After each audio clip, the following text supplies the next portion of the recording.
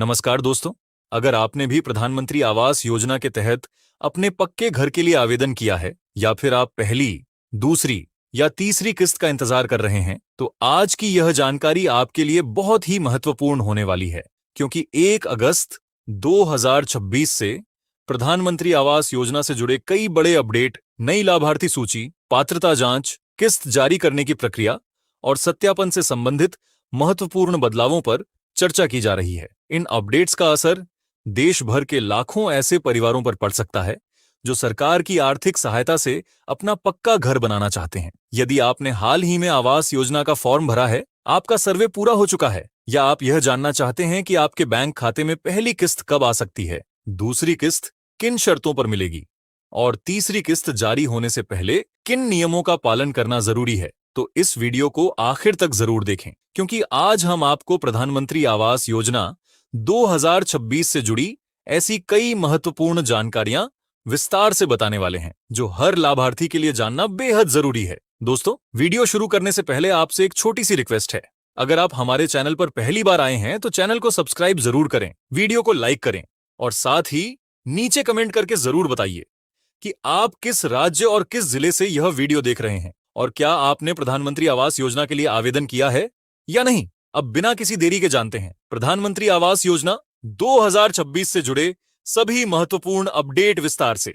सबसे पहले बात करते हैं नई लाभार्थी सूची यानी न्यू बेनिफिशियरी लिस्ट की। सरकार समय समय पर पात्र परिवारों की सूची अपडेट करती रहती है। जिन लोगों का आवेदन सफलतापूर्वक जमा हो चुका है और जिनका सत्यापन पूरा हो चुका है, उनके नाम नई सूची में शामिल किए जा सकते हैं। यदि आपका नाम सूची में आ जाता है तो आगे की प्रक्रिया पूरी होने के बाद आपको योजना का लाभ मिलने की संभावना बढ़ जाती है। इसलिए समय समय पर आधिकारिक पोर्टल पर जाकर अपने राज्य, जिला, ब्लॉक और ग्राम पंचायत का चयन करके अपना नाम अवश्य जांचते रहे। अब बात करते हैं आवेदन की जांच प्रक्रिया की। बहुत से लोगों को लगता है कि फॉर्म भरते ही पैसा मिल जाएगा, लेकिन ऐसा नहीं होता।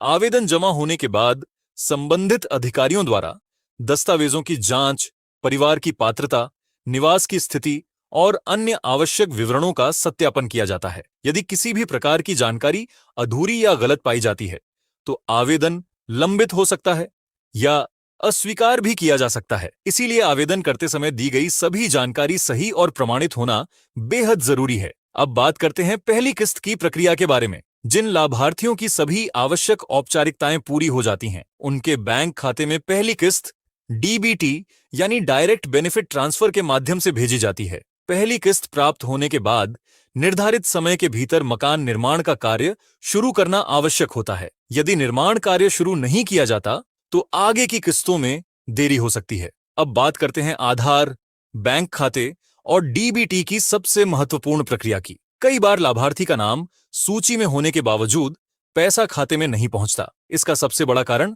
बैंक खाते में आधार सीडिंग, एनपीसीआई मैपिंग या डीबीटी सक्रिय न होना हो सकता है। यदि आपके खाते में यह प्रक्रिया पूरी नहीं है तो भुगतान अटक सकता है।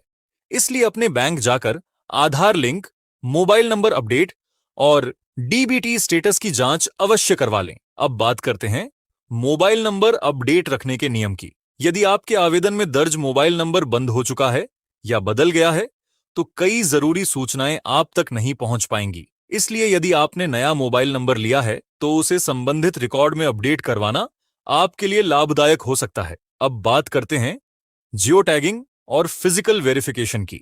सरकार पारदर्शिता बनाए रखने के लिए मकान निर्माण के विभिन्न चरणों का निरीक्षण करवाती है। निर्माण कार्य शुरू होने के बाद संबंधित अधिकारी स्थल का निरीक्षण कर सकते हैं और आवश्यक रिकॉर्ड अपडेट कर सकते हैं। सत्यापन पूरा होने के बाद ही अगली किस्त जारी करने की प्रक्रिया आगे बढ़ाई जाती है। अब बात करते हैं दूसरी और तीसरी किस्त की। जैसे जैसे निर्माण कार्य निर्धारित चरणों तक पहुंचता है और सत्यापन सफल होता है, उसी के आधार पर आगे की किस्त जारी की जाती है। यदि निर्माण कार्य अधूरा छोड़ दिया जाता है या नियमों का पालन नहीं किया जाता तो भुगतान रोका भी जा सकता है। इसलिए निर्धारित समय में निर्माण कार्य पूरा करना जरूरी माना जाता है। अब बात करते हैं योजना के अंतर्गत मिलने वाले अतिरिक्त लाभों की। कई राज्यों में पात्र लाभार्थियों को अन्य सरकारी योजनाओं के साथ समन्वय के माध्यम से अतिरिक्त सुविधाएं भी मिल सकती हैं। उदाहरण के तौर पर शौचालय निर्माण सहायता, मनरेगा के तहत मजदूरी का लाभ या राज्य सरकार द्वारा उपलब्ध कराई जाने वाली अन्य सहायता योजनाएं स्थानीय नियमों के अनुसार लागू हो सकती हैं। इन सुविधाओं की जानकारी अपने स्थानीय कार्यालय से अवश्य प्राप्त करें। अब बात करते हैं पात्रता के नए सत्यापन की। सरकार समय समय पर लाभार्थियों के रिकॉर्ड की दोबारा जांच भी करती है। यदि किसी व्यक्ति ने गलत जानकारी देकर आवेदन किया है, पहले से पक्का मकान है, आय सीमा से अधिक आय है या अन्य निर्धारित शर्तों का उल्लंघन पाया जाता है, तो उसका आवेदन निरस्त किया जा सकता है। इसलिए केवल सही जानकारी के आधार पर ही आवेदन करना चाहिए। अब बात करते हैं दस्तावेजों की। आवेदन करते समय Aadhaar card, bank passbook, mobile number, पहचान पत्र, निवास प्रमाण, परिवार से संबंधित आवश्यक दस्तावेज और अन्य मांगे गए प्रमाण पत्र सही तरीके से जमा करना जरूरी होता है। किसी भी दस्तावेज में त्रुटि होने पर आवेदन लंबित हो सकता है। अब बात करते हैं बैंक खाते की सुरक्षा की। सरकार योजना की राशि सीधे लाभार्थी के बैंक खाते में भेजती है, इसलिए किसी भी व्यक्ति के साथ अपना OTP, bank pin, ATM pin या इंटरनेट बैंकिंग की जानकारी साझा बिल्कुल न करें। कोई भी सरकारी अधिकारी फोन करके ओटीपी नहीं मांगता। अब बात करते हैं फर्जी कॉल और दलालों से सावधान रहने की। यदि कोई व्यक्ति आपसे यह कहता है कि वह पैसे लेकर आपका नाम सूची में शामिल करवा देगा या किस्त जल्दी दिला देगा, तो ऐसी बातों पर बिल्कुल भरोसा न करें।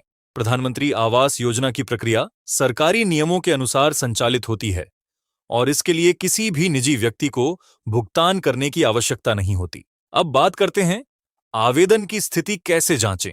यदि आपने आवेदन किया है तो समय समय पर आधिकारिक पोर्टल या संबंधित सरकारी कार्यालय से अपने आवेदन की स्थिति अवश्य जांचते रहें।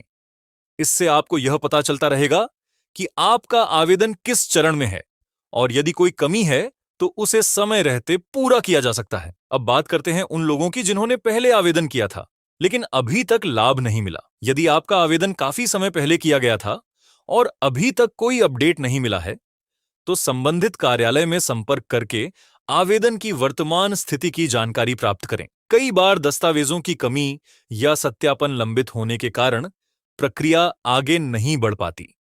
अब बात करते हैं निर्माण कार्य पूरा होने के बाद की प्रक्रिया की। जब मकान का निर्माण निर्धारित मानकों के अनुसार पूरा हो जाता है, तब अंतिम निरीक्षण किया जा सकता है। सभी औपचारिकताएं पूरी होने के बाद योजना की प्रक्रिया पूर्ण मानी जाती है।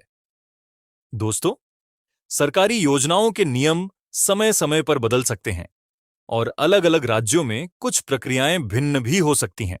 इसलिए किसी भी viral message, social media post या अफवाह पर भरोसा करने से पहले हमेशा आधिकारिक वेबसाइट या संबंधित सरकारी कार्यालय से जानकारी अवश्य प्राप्त करें।